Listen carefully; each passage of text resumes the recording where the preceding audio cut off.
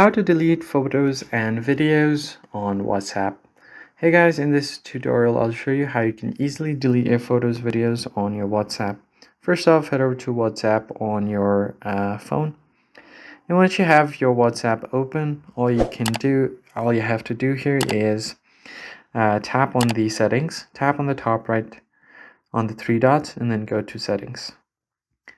Now from your settings menu, you basically want to manage your storage and data. Go ahead and tap on it.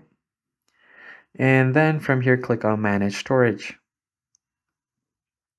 Now you'll find all of the photos and videos from your chats over here. Let's say if I just head over to this chat right here, I'm able to delete all of these. So you can just tap and select all, or if you just want specific ones, you can select them. And then you can easily delete this. Tap on the delete trash can icon at the top. You can select delete any copies if you want as well. Tap on delete. And that's basically it. I hope this tutorial was helpful. Hit the like button down below, subscribe to the channel, and I'll see you guys in the next one. Thanks for watching.